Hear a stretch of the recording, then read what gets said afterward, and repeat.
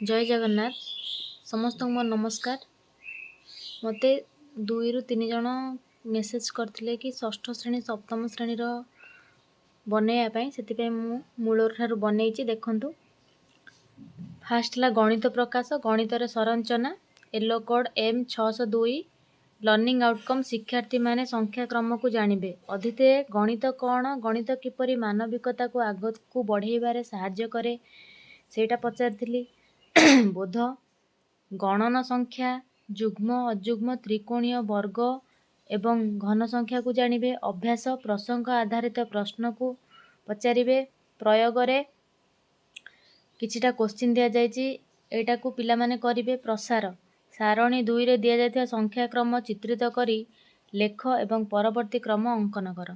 तापर थिला जिज्ञासा विज्ञानर चमत्कार दुनिया तापाई येलो कोड पकेछि SCI 604 शिक्षार्थी माने विज्ञानर चमत्कार विषय रे जानिबे। TLM नेछि चित्र विज्ञान कोन एहा साहाय्य आमे कोन जानि परिबा।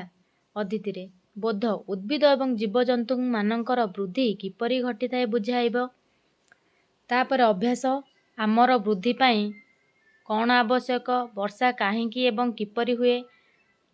तापरे प्रयोग रे आमे खाउथिबा खाद्य गुडिक केउथिरु प्रस्तुत।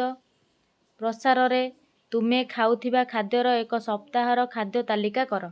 तापर थिला jasmine a bottle of dew तापाई येलो कोड अछि EN 602 the student will recite the poem होची लर्निंग आउटकम।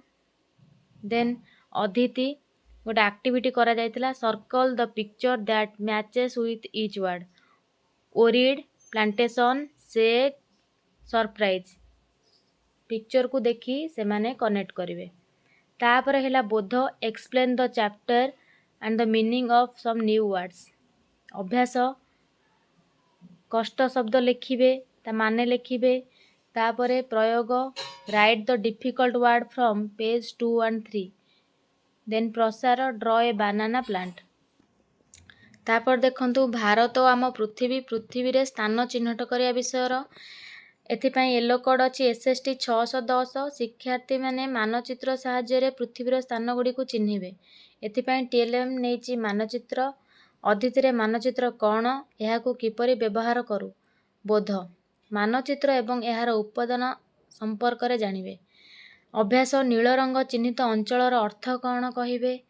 प्रयोग मानचित्रर 3टी मौलिक उपादानर नाम लिखिबे। प्रसार तुम ग्रामर एक काल्पनिक रेखाचित्र अंकन करी विभिन्न स्थान दर्शाओ। तापर थिला साहित्य बहिर साहित्य सुधा विषयटी होची जन्मभूमि तापाई येलो कोड OD 603 शिक्षार्थी माने जन्मभूमि कविताटीर सारांश बुझिबे। अदिति रे आम जन्मभूमिर नाम कोन पर्वतमाला कहले कोन बुझ क्वेश्चन टी रहिछि। तापर बोध जन्मभूमि कविताटीर सारमर्म जानिबे। अभ्यास प्रसंग आधारित प्रश्न पचारिबो। तापरे प्रयोग कवि परिचय लेख। प्रसार भारत मातार चित्र अंकन कर।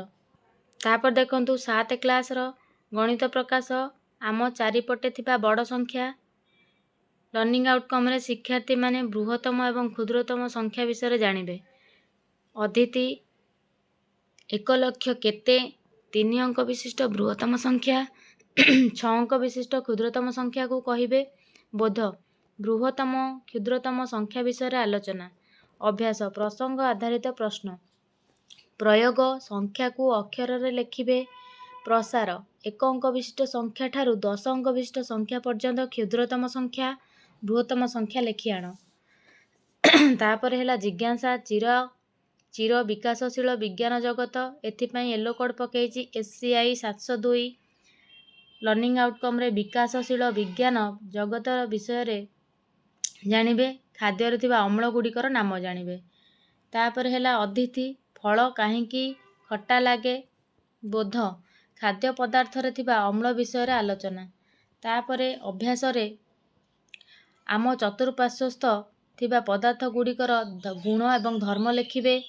तापरे प्रयोग रे खाद्य एवं खाद्य रे थिबा अम्लर नाम लिखिबे। तापर हेला प्रसार तुम पोशाक रे लागि जाइथिबा ହଳଦୀ ଦାଗ ଛଡ଼ାଇଲା ବେଳେ କ'ଣ ହୁଏ କହିବେ। ତାପରେ ଥିଲା jasmine the day and the river spoke. ଏଥିପାଇଁ ୟେଲୋ କୋଡ଼୍ ପକାଇଛି EN 702। Students will read the lesson with correct pronunciation. ଏଥିପାଇଁ TLM ହେଉଛି ବୁକ୍। ତାପରେ Aditi show a picture of a river and ask the question have you ever seen a river. ବୋଧ teacher reads the lesson aloud. ଅଭ୍ୟାସ read the selected paragraph. ପ୍ରୟୋଗରେ if you could talk to a river what would you ask. ତାପରେ ଥିଲା ପ୍ରସାର draw a river and colour it. ତାପରେ ହେଉଛି 7 କ୍ଲାସ୍ର ଭାରତ ଆମ ପୃଥିବୀ ଭାରତର ଭୌଗୋଳିକ ବିବିଧତା।